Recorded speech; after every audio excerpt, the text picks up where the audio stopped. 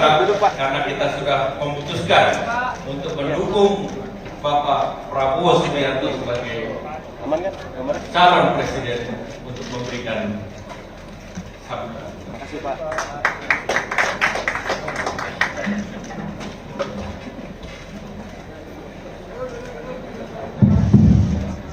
Para hadirin dipersilakan duduk kembali.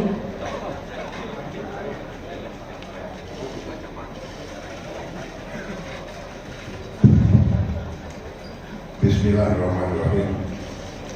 Assalamualaikum warahmatullahi wabarakatuh. Salam sejahtera kita sekalian. Shalom, Om Swastiastu, Namo Buddhaya, salam kebajikan. Selamat pagi, saudara sekalian. Tentunya marilah kita tidak henti-hentinya memanjatkan puji syukur kehadirat Allah Subhanahu wa Ta'ala, Tuhan Maha Kuasa yang memiliki sekalian alam. Hanya kepadanya kita berdoa dan hanya kepadanya kita meminta pertolongan. Salawat dan salam kita aturkan ke hadirat junjungan kita Baginda Nabi besar Muhammad Rasulullah SAW yang telah memberi kepada kita agama.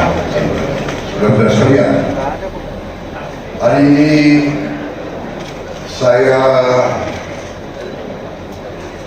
merasa sangat besar hati, sangat terhormat diundang di Rapimnas kedua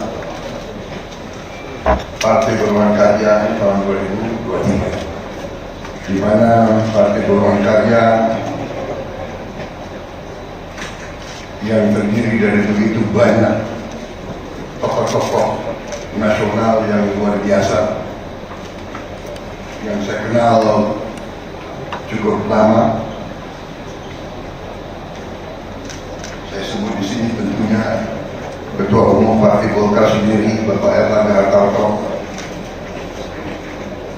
rekan saya di kabinet sekarang, kabinet Indonesia Maju, kabinetnya Pak Jokowi. Saya 4 tahun ini bekerja dari dekat sama beliau. Saya melihat prestasi beliau, saya melihat penampilan beliau di saat-saat kritis. Saya ini orangnya apa adanya, saya bukan tukang molor, bukan penjilat. Saya lihat beliau salah satu putra terbaik bangsa Indonesia. Beliau punya otaknya hebat, beliau teknokrat, beliau punya visi yang luar biasa. Dan sebetulnya saya sangat melihat betapa golongan karya dan Pak Erlangga sendiri berjiwa besar bahwa sesungguhnya golongan karya mengusulkan beliau sebagai calon presiden atau calon wakil presiden. Dan saya menilai beliau sesungguhnya pantas menjadi presiden atau wakil presiden. Tetapi demi kepentingan yang besar, demi kepentingan nasional, demi kepentingan rakyat, demi stabilitas, demi kesinambungan beliau dan golongan karya hari ini menunjukkan jiwa besarnya luar biasa.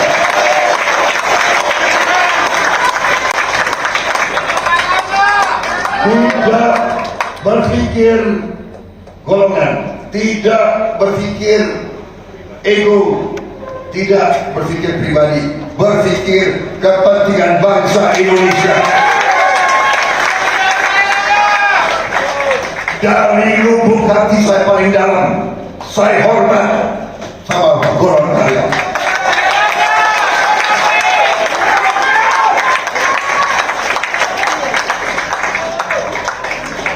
Dari lubuk hati saya paling dalam, inilah sifat patriotik golongan karya.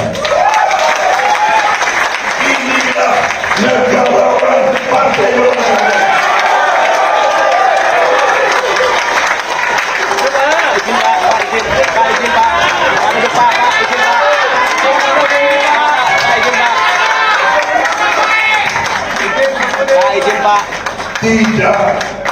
Tidak sering dalam sejarah politik bangsa Indonesia partai sebesar golongan karya, partai yang begitu banyak sejarahnya, tetapi di ujungnya menunjukkan jiwa yang seperti ini.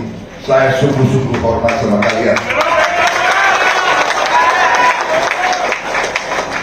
Saya kenal tokoh-tokoh Golkar di sini, Pak Akbar Tanjung, Pak Ical Bakri. Waktu mereka belasan tahun, mereka di jalanan, mereka membela Pancasila di jalanan, mereka adalah pejuang-pejuang Pancasila. Agung Laksono, saya kenal mereka semua dari kecil. Erwin Aksa, semua ini orang-orang saya kenal. Tio Sambuaga masuk penjara. Waktu beliau masuk penjara, saya tentara yang amankan beliau. Betul.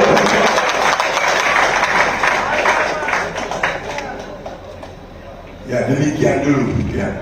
Kadang-kadang kita berada di tempat yang berbeda, tapi inilah tokoh-tokoh yang berjuang dengan putih semuanya. Kita lihat prestasi Pak Ridwan Kamil. Pak Ridwan Kamil salah satu calon presiden dan wakil presiden yang sangat disegani, sangat ditakuti banyak orang. Tapi beliau berjuang besar, Golkar berjuang besar. Saya sekarang merasa besar hati, saya siap berjuang bersama Golkar.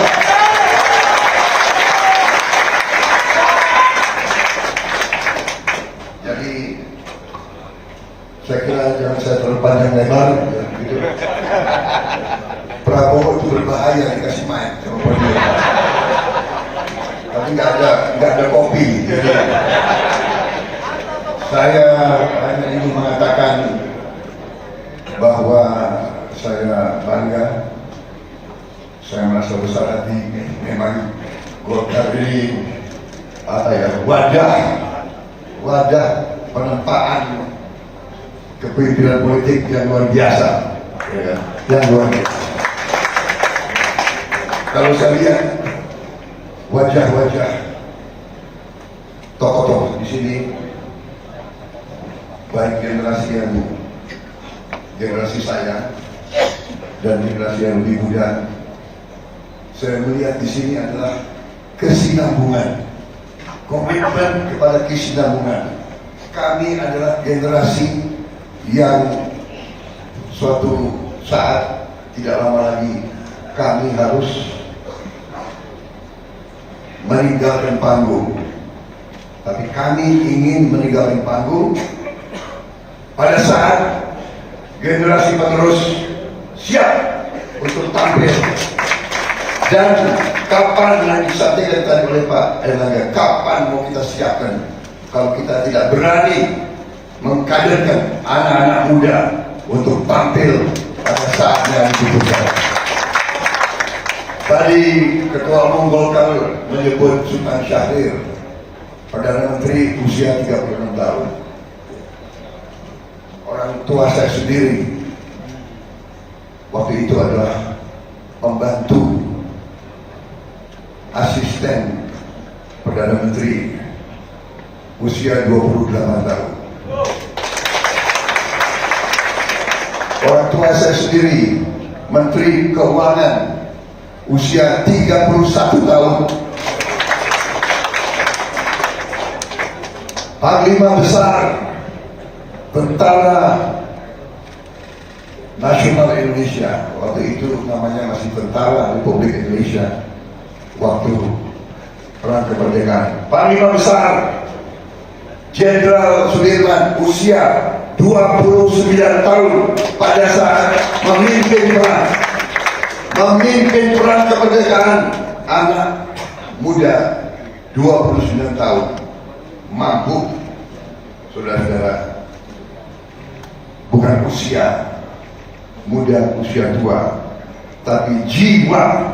Apakah jiwa itu jiwa yang tulus, ikhlas, mau berbakti kepada negara dan bangsa atau tidak? Saya kira kuncinya itu, saya anggap Partai Golkar partai yang berani, partai yang berani mengambil sikap menghadapi segala persoalan, segala tantangan. Sekali lagi, saya bangga diberi dukungan oleh Partai Golkar Karya. Saya alumni Partai Golkar. Dan tadi saya berharap sebetulnya Mas Golkar dinyanyikan. Tadi Golkar, oh gitu. Masih ada sisa-sisa Mas Partai Golkar. Saya kira demikian dari saya. Terima kasih tokoh-tokoh Golkar semuanya.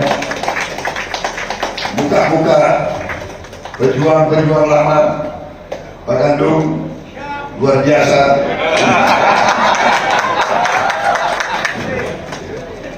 Semuanya ini saya lihat wajah-wajah pejuang, wajah-wajah pembela rakyat.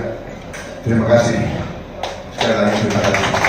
Wassalamualaikum warahmatullahi wabarakatuh.